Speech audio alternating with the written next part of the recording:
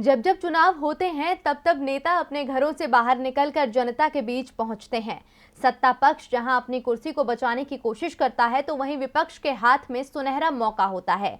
इन कोशिशों के बीच सबसे अहम भूमिका निभाते हैं प्रचार, और इसी पर टिकी होती है सरकार, क्योंकि एक रिपोर्ट में दावा किया गया है कि अगर सत्तारूढ़ पार्टी प्रचार में कम पैसा खर्च करें तो उसे मिल सकती है हार।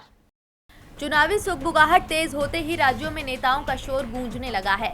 हर नेता जनता को अपना बनाने की पूरी कोशिश करता है। विपक्ष पर्चे से अपने चर्चे करवाता है और सत्तारूढ़ दल सरकारी खर्चे से विकास दिखाता है। मौजूदा सरकार तो अखबारों से लेकर टीवी तक जमकर विज्ञापन देती है और प्रचार करती है। यही प्रचार सरकार को बचाने में अहम भूमिका निभाता है, क्योंकि एसबीआई अर्थशास्त्रियों की रिपोर्ट में बताया गया है कि जिन राज्यों में चुनावी साल में प्रचार करके सरकारी खर्च कम था, उनमें ज्यादातर सरकारें चुनाव हार गई हैं। दरअसल एसबीआई अर्थशास्त्रियों की इस रिपोर्ट में पिछले 5 सालों में 23 राज्यों के चुनावों के विश्लेषण के आधार पर कहा गया है कि 10 राज्यों में एक आम बात ये निकलती है कि जहां एक पुरानी पार्टी सत्ता बनाए रखने में सक्षम हुई, उसकी वजह चुनावी विज्ञापनों या विज्ञापन पर सार्वजनिक खर्च बढ़ना था।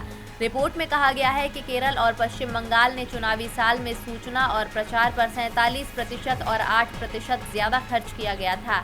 इसीलिए पिनराई विजयन और ममता बनर्जी सत्ता में बनी रही। हालांकि तमिलनाडु में विज्ञापन में मामूली 2% की वृद्धि के बाद सरकार में बदलाव देखा गया। ये रिपोर्ट साफ बताती है कि जब जब सरकार पानी की तरह पैसा बहाती है, विज्ञापन से जनता को लुभाती है, तब तब वो सत्ता को हासिल कर पाती है। यानी जाति धर्म के अलावा प्रचार भी चुनाव में अहम भूमिका निभाता है। टीवी लाइव की रिपोर्ट।